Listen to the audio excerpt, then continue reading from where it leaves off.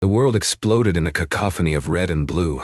The flashing lights clawed at Ava's eyes, turning the familiar Brooklyn night into a disorienting strobe show. She hadn't even finished taking out her phone to check for directions to her friend's apartment.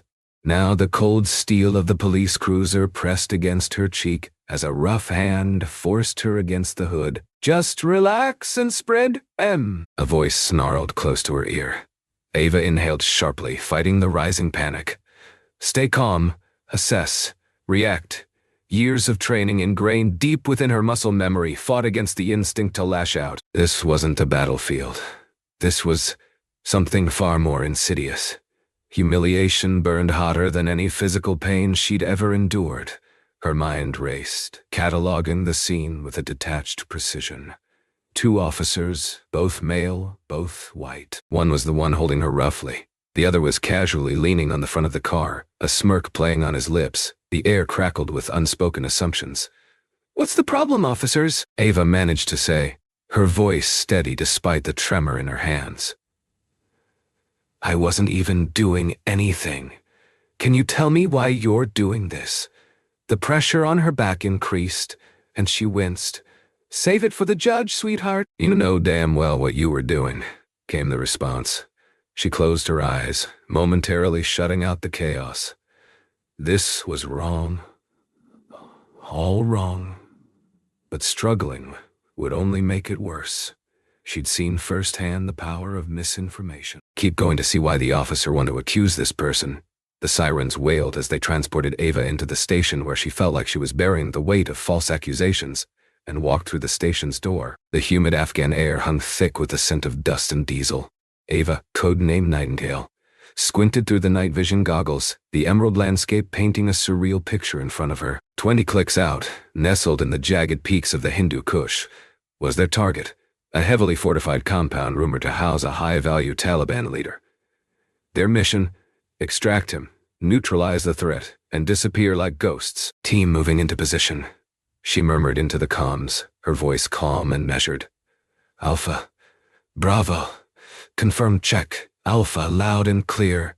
Sergeant Miller's gruff voice crackled in her ear. "Bravo, roger that," came the reply from Specialist Diaz. Ava adjusted the grip on her M4, the weight familiar and comforting. She wasn't nervous, but she was on high alert. Their team, a tight-knit unit forged in the crucible of countless operations, moved with a silent precision that spoke volumes. She trusted them implicitly. They trusted her to make the right calls. The survival of them depended on her. But the burden of command often felt heavier than the pack on her back. As they approached the compound, a stray dog barked in the distance, a discordant note in the otherwise silent landscape. Ava tensed. "Too close." "Hold, team," she whispered. "Something's not right." As if on cue, a barrage of gunfire erupted from the compound, the air filled with the whine of AK-47 rounds. They'd been compromised. "Contact! Contact!" Ava reacted instantly, her mind calculating angles, cover, and escape routes. "Bravo, flanking maneuver. Alpha, provides suppressing fire. We're moving in." The next few minutes were a blur of adrenaline and controlled chaos. Ava led the charge, her weapons spitting fire as they advanced under heavy fire. She took down 2 insurgents with precise shots, her movements fluid and deadly.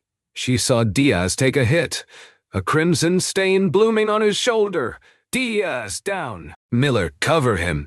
Ava yelled. As she moved to assess Diaz's injuries, a rocket-propelled grenade slammed into the ground just meters away. The world exploded in a blinding flash of light and a deafening roar. Ava felt herself lifted off her feet, tossed through the air like a rag doll.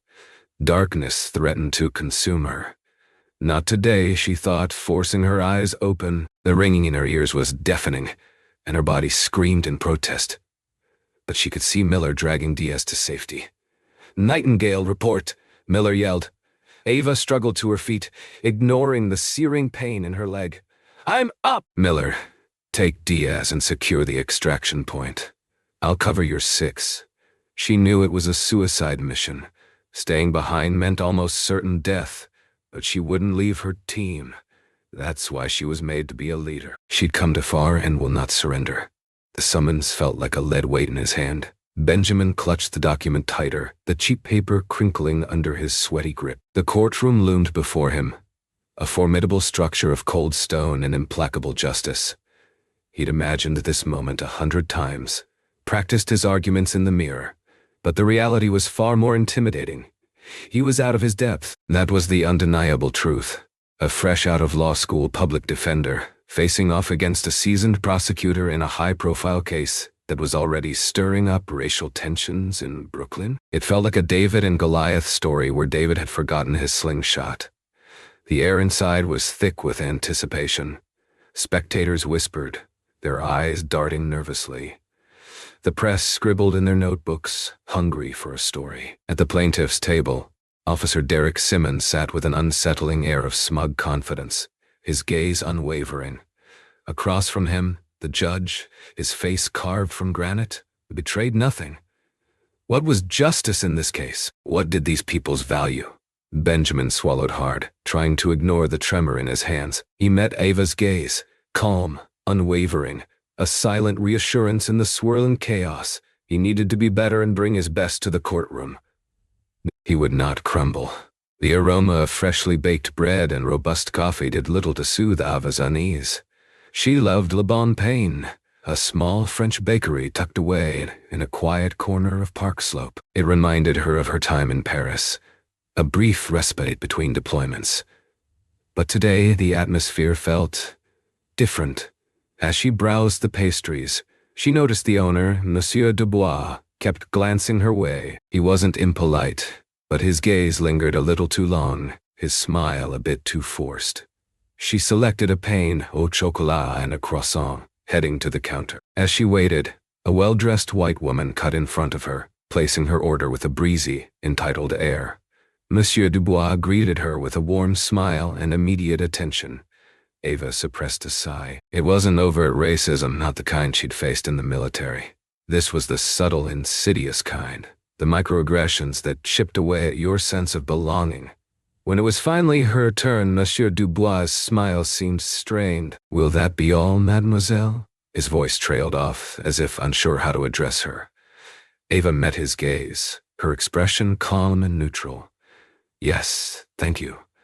Her voice was even, giving no hint of the anger simmering beneath the surface. "And I'll take a large coffee black." She paid for her order, collected her pastries, and walked out of the bakery, the taste of the pain au chocolat suddenly turning bitter on her tongue. The injustice she felt brought anger to the surface. She will not show weakness and continue to prove herself. The experience reminded her she will continue to fight to be an equal, and that battle will be brought into the courtroom. Benjamin paced his cramped Brooklyn apartment, the floorboards groaning under his restless energy.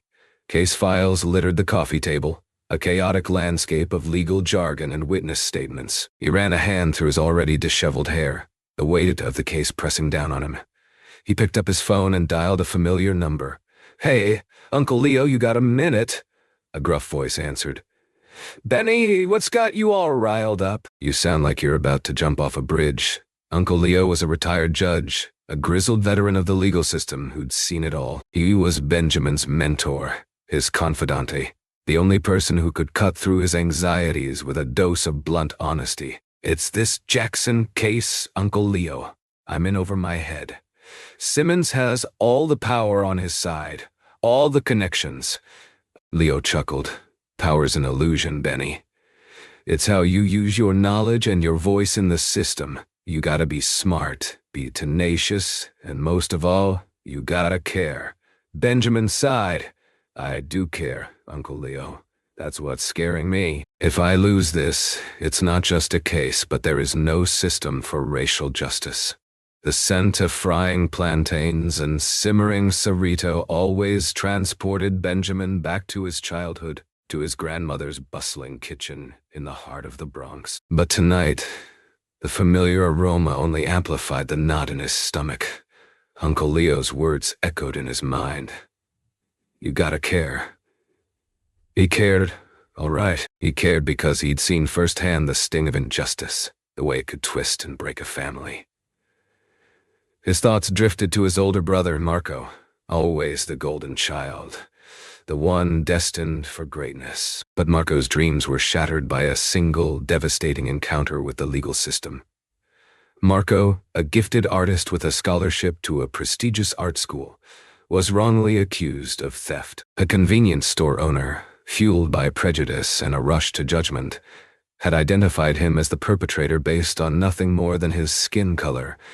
The charges were eventually dropped due to lack of evidence, but the damage was done. The accusation had stained Marco's reputation, jeopardized his scholarship, and crushed his spirit. He never fully recovered. The art school rescinded its offer, and the vibrant, hopeful young man Benjamin had looked up to faded into a shadow of his former self. Benjamin clenched his fists, the memory still raw after all these years. He'd been just a kid then, powerless to help his brother, but he'd vowed that one day he would fight for those who were unfairly targeted, for those who didn't have a voice. This led him to pursue law school. His brother's journey has led him to become the one who could make a system. And this is why the Jackson case stuck such a chord. This is not just a case for him, and justice is personal, but also what he is representing. He's going to use his voice and skill to prove that it is important to show the truth. Officer Derek Simmons took the stand with an air of rehearsed sincerity.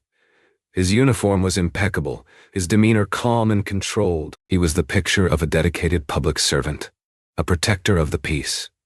He began his testimony in a measured tone, his words carefully chosen. He described responding to a call about suspicious activity near a closed business. He stated that he encountered Ava, who became immediately confrontational, refusing to identify herself and acting erratically.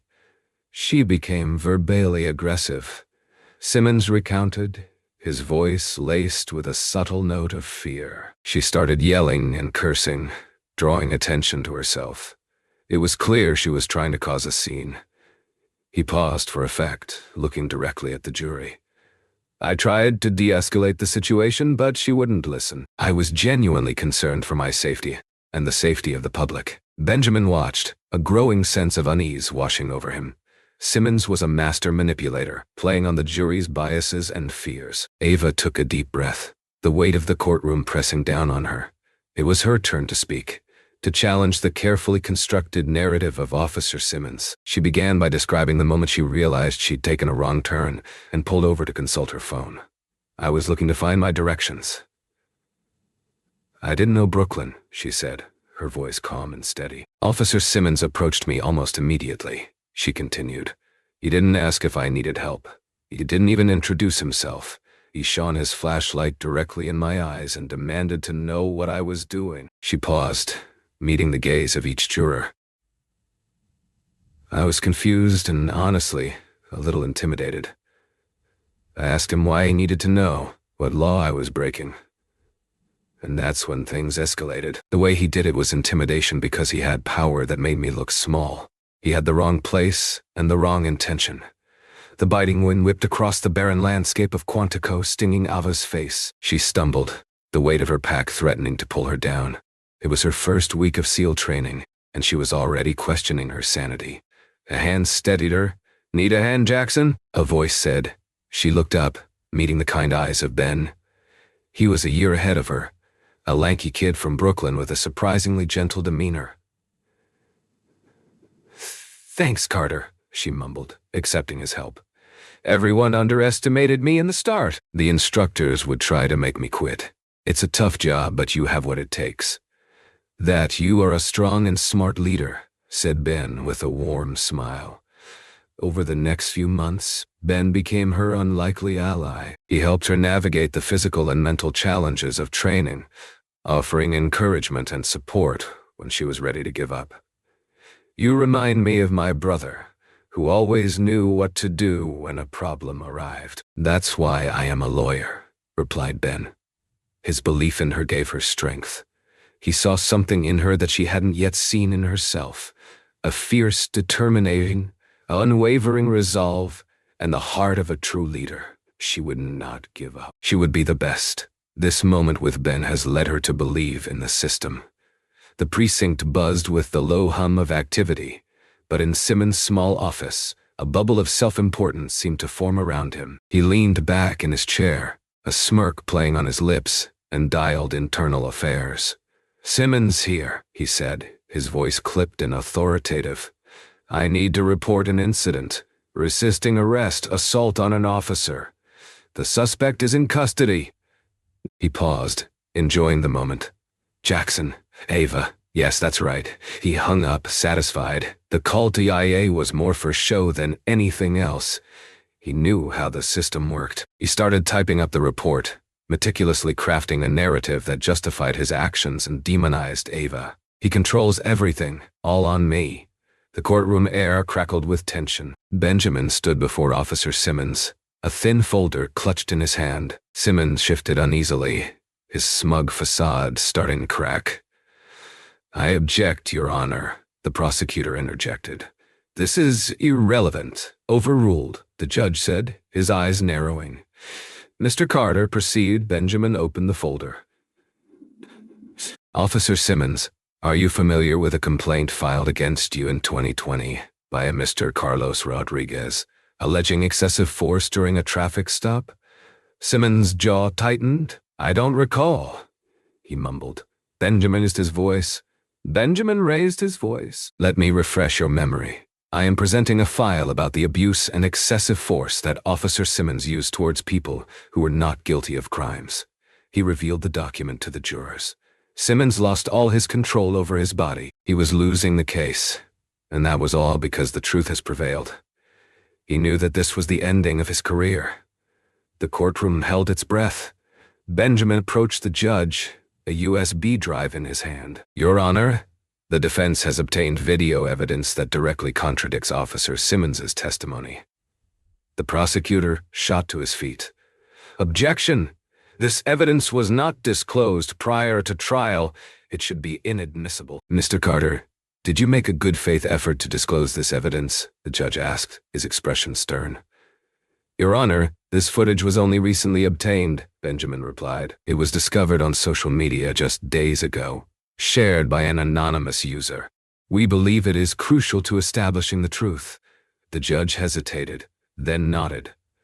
"I'll allow it, but I caution the jury that the authenticity and completeness of this video must be carefully considered." Benjamin walked to the projector, inserted the USB, and the lights dimmed. A shaky, grainy image flickered onto the screen. It was a recording from a cell phone, the angle unsteady, partially obscured by a passing car, but the audio was clear. Simmons's voice, harsh and commanding. "Just give me your ID and move along." Ava's voice, calm but firm. "I'm not breaking any laws, officer. Why do you need my identification?" Then, the sickening thud of a body hitting metal. The image shook violently. Simmons' voice again, laced with anger. "You think you're so smart, huh? Well, you're gonna learn some respect for the law." The video showed Simmons shoving Ava against the police cruiser, handcuffing her roughly. It didn't capture everything, but it was enough. It showed a clear abuse of power, an unwarranted escalation of force. It exposed Simmons as a bully, not a protector. A collective gasp swept through the courtroom. The jury members sat forward, their eyes glued to the screen, the seeds of doubt now firmly planted. Simmons sat motionless, his face ashen, the smug confidence replaced by a growing dread. The world was falling, and he knew it. The world was turning, and justice would soon be served. The courtroom held its breath. Benjamin approached the judge, a USB drive in his hand. "Your Honor, the defense has obtained video evidence that directly contradicts Officer Simmons's testimony." The prosecutor shot to his feet. "Objection. This evidence was not disclosed prior to trial. It should be inadmissible." "Mr. Carter, did you make a good faith effort to disclose this evidence?" the judge asked, his expression stern. "Your Honor, this footage was only recently obtained," Benjamin replied. "It was discovered on social media just days ago, shared by an anonymous user. We believe it is crucial to establishing the truth." The judge hesitated, then nodded.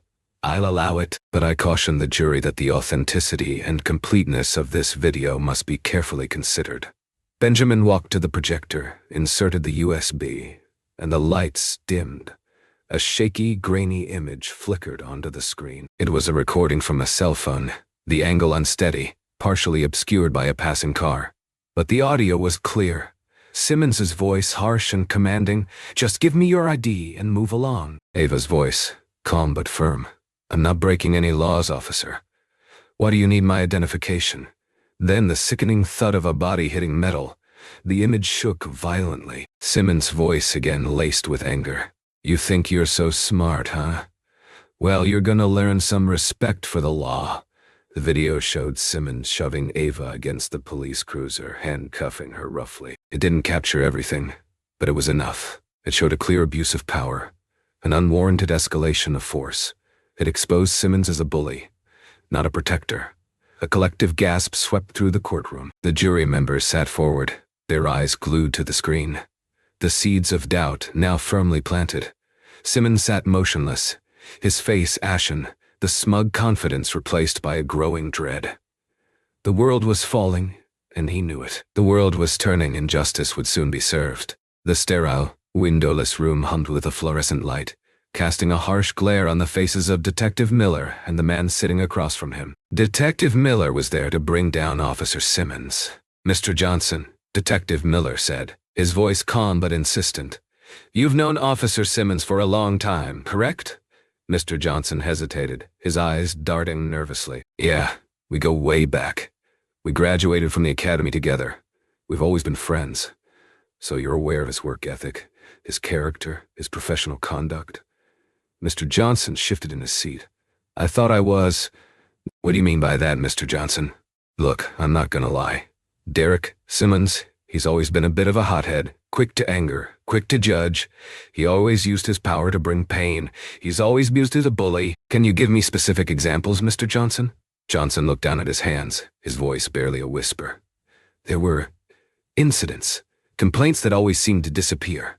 We protected him. He protected us. But I always had a sinking feeling, and it was wrong.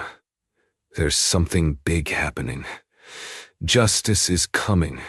Sweat beaded on Simmons' forehead despite the courtroom's icy air conditioning. The video had shaken him. He knew it. He could see it in the jury's faces, in the judge's stern gaze, in the prosecutor's growing unease. He had to regain control, to reassert his authority.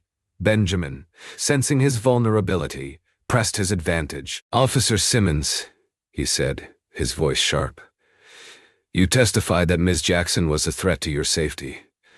But the video clearly shows her complying with your orders until you shoved her against the car. Why did you do that?" Simmons's jaw tightened. She was resisting. "You only see part of the story." His tone was becoming defensive, his carefully rehearsed answers starting to unravel. "Resisting or questioning your authority, officer?" Benjamin pressed, his voice laced with sarcasm. Simmons' eyes narrowed. She was being a smart mouth. Women like her think they can get away with anything. He almost immediately realized the mistake, but it was too late. The words hung in the air, raw and unfiltered, revealing the prejudice that simmered beneath his carefully constructed facade. A gasp rippled through the courtroom. Benjamin pressed on. "Women like her, officer. What exactly do you mean by that?" "Officer? What exactly do you mean by that?" Simmons sputtered, his face reddening. "I didn't mean anything by it. It just came out wrong. Did it? Or did it reveal your true feelings about black women, Officer Simmons? Feelings that motivated your actions that night?" Simmons clenched his fists. "That's ridiculous. This is about a lawful arrest and not my personal feelings. Is it, officer? Or is it about abusing your power and taking your anger out on someone you deemed unworthy of respect?" Simmons stood up, his chair scraping against the floor. "That's enough. I don't have to listen to this anymore. She's a criminal, and she got what she deserved." The judge slammed his gavel. "Officer Simmons, control yourself. This outburst is completely inappropriate." Simmons glared at Ava, his eyes filled with a raw, unfiltered hatred. It was a look that spoke volumes, confirming everything Benjamin had been trying to prove. He was not only dishonest, but he was also prejudiced. The look was the truth. The courtroom was silent.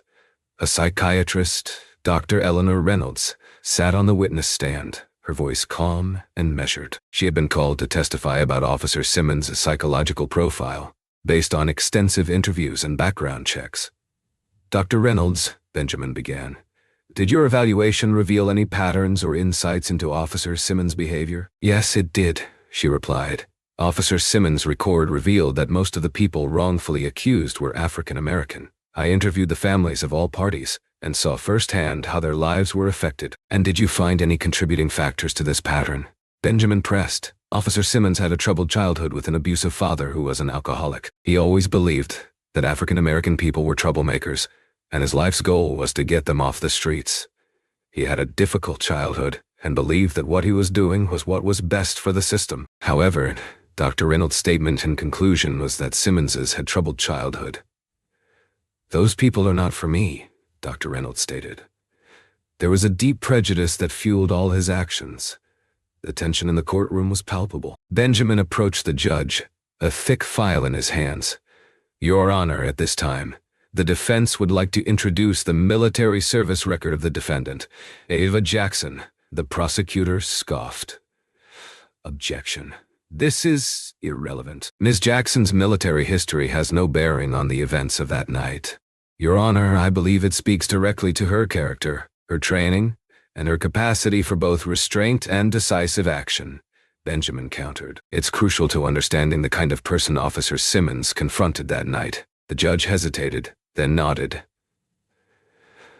I'll allow it, but I caution the jury to consider this evidence in context. Benjamin walked towards the jury box, holding the file aloft. Ladies and gentlemen, what you've heard so far has painted a picture of Ava Jackson as an ordinary civilian, someone who is easily intimidated and prone to violence. But I want to show you the real Ava Jackson, a woman who has dedicated her life to serving and protecting this country.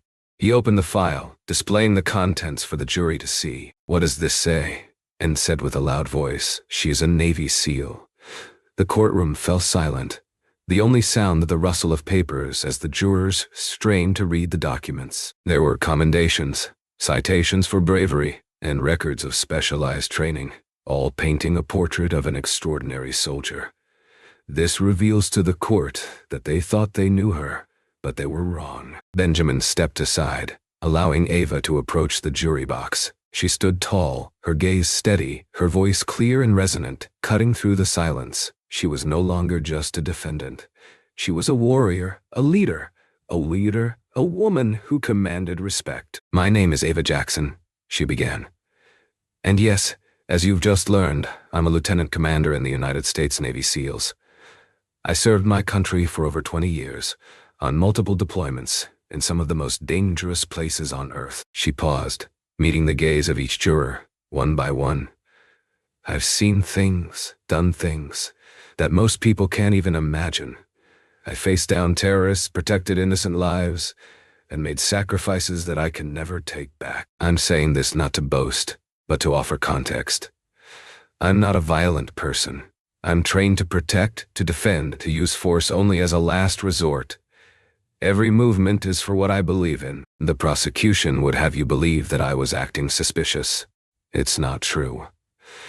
What happened was that there was a person who was using their power for evil, Ava continued, her voice growing more impassioned. And so it's an honor to stand before you.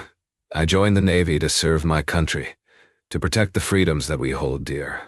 What does that entail? With every passing word from Ava, Simmons begins to pale, realizing that he has started something that has come back to bite him. The look on his face was enough to validate what Ava was saying. The truth. I never thought that in the country that I have sworn to fight for, that I would be the one to fight for my innocence for a crime that I did not commit. And so, her statements echo in the courtroom for the world to see. The silence in the Simmons suburban home was thick, heavier than usual. Derek sat slumped on the couch, staring blankly at the muted television screen. His wife, Sarah, stood in the doorway, her arms crossed, her expression a mixture of anger and worry. The phone hasn't stopped ringing all day, Derek, she said, her voice tight. The neighbors are staring, the kids are getting bullied at school. What the hell is going on? Derek sighed, running a hand through his hair. It's complicated, Sarah. I can't really talk about it. Complicated. A Navy SEAL? Really, Derek? No, the power that you have put on people has never been justified.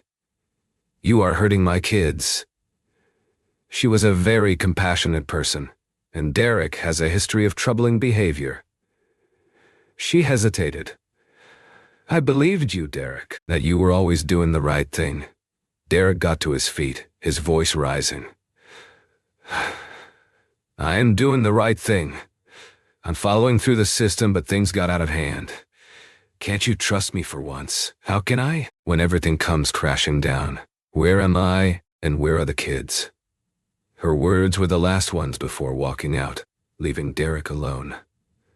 The hum of the courtroom faded into a dull drone. Everything seemed to slow down, the faces of the jurors blurring into a sea of judgment. Simmons sat rigidly in his chair, the weight of Ava's testimony, the leaked documents, the video evidence crushing down on him. He saw Benjamin approaching, his eyes filled with a quiet intensity. He heard his voice, amplified and distorted, asking questions that seemed to echo through the cavernous space, digging up things. But it was not just Benjamin. The looks from the people he knew and what the job that he loved so much. "I do not need this," said to himself. He stood abruptly, knocking over his chair with a resounding crash. The courtroom gasped, his vision narrowed, the faces in front of him twisting into grotesque caricatures. He felt a surge of anger, of resentment, of fear, all boiling to the surface. It was just that the amount of pressure got to him. He wanted to control everything, and he cannot. He could hear his heart pounding in his ears, his breath coming in ragged gasps. He saw Ava looking at him, her face unreadable, and he snapped. "She is guilty. I want to take her out right now," he said before being taken away by security. He knew it was the end of him. His actions had his character completely stripped out. The prosecutor, Mr. Harding, stood before the jury, his face etched with a carefully crafted expression of concern and sincerity. He knew he was losing, but he wasn't ready to concede. He needed to plant seeds of doubt, to appeal to their patriotism, to prey on their fears. "Ladies and gentlemen," he began, his voice measured and grave, "we've heard a lot of testimony, seen a lot of evidence, but I urge you to consider the facts, not the theatrics. What does it take to protect our justice?" Harding paused, letting his words sink in. "Officer Simmons made a mistake. He is not a perfect man, but he loves this city and wants the best for it. We've heard a lot about Officer Simmons' past," Harding continued, his voice rising. "But that has nothing to do with what happened that night. He has done the city a great service." He gestured towards Ava. "The defense has tried to paint Ms. Jackson as a hero, a decorated Navy SEAL. But that doesn't excuse her actions if what she did was wrong. No one is above the law. No one is above the law. There are some people who cannot be justified with, but the justice system has been tried and through. Do not let her change what you know." His voice lowered, becoming almost pleading. "Don't let reasonable doubt paralyze you. Don't let fear prevent you from doing what is right." With these statements, he sat down. He would not let his city fail, and so neither would the other jurors. Benjamin rose to address the jury, his gaze unwavering, his voice filled with a quiet intensity. He wasn't trying to manipulate or mislead, but to appeal to their sense of justice, their sense of humanity. It was a long shot, but he had to try. "Ladies and gentlemen," he began, "you've heard a lot in these past few days. You've heard about rules code, but I ask, where's the line? Are these just words? You know it's actions." He turned to face the jury. "This case isn't just about what happened on that street corner, and those actions have consequences to us. It also tells them how powerful words can be for our brothers and sisters who were wrongly accused and not heard. The prosecution wants you to believe that this is all a misunderstanding, that Officer Simmons acted in good faith. But that's simply not true. It's about the powerful versus the people, and you all represent the people. Today is a test, and it's about how you handle it. Will you turn to those who were abused? Can you justify that they were being heard? They believe that you as jurors will do the right thing." His voice grew stronger, more impassioned. "Justice demands accountability. It demands that we hold those in power responsible for their actions, and it does that with this ruling." His gaze swept across the courtroom, his voice dropping to a whisper. "And so, it was important that you know how these actions have an impact on me. We need to stand together, across the street from the courthouse, under the shade of a gnarled oak tree, sat an old man named Samuel. He wasn't a spectator to the Jackson trial, wasn't even aware of it. He was simply there, day after day, feeding the pigeons, his face etched with a deep weariness. Samuel had seen too much in his 80 years. He'd witnessed the blatant segregation of the Jim Crow South, the subtle but persistent discrimination of the North, and the endless cycle of broken promises and unfulfilled dreams.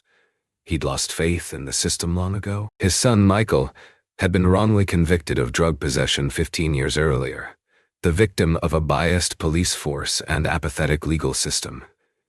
Despite Samuel's tireless efforts, Michael remained in prison, his life wasted, his spirit broken. Now, every time he saw a courthouse, he felt the anger rise. It's not just the government and the courts and the cops, all that, but all these people who live in their houses and pay their taxes and say they're decent folks. He fed the pigeons on his lap. He believed that it was never a question of law and rules, but who you are. To Samuel, the Jackson trial meant nothing. It was just another charade, another example of the system pretending to offer justice while perpetuating inequality. He will believe the words on his mouth until he is brought to the courtroom. The forewoman of the jury rose, her face etched with a mixture of exhaustion and determination. A collective gasp swept through the courtroom, followed by an eruption of cheers and applause. Relief washed over Ava, a wave of vindication crashing over her. The crowd celebrated her release, but to Samuel, this is a day that things could finally change. This wasn't one side versus another, but justice. She wants a world that he thought he would not see. Benjamin, her face beaming, shook Ava's hand, tears welling up in his eyes. We did it, Ava. This is just the beginning.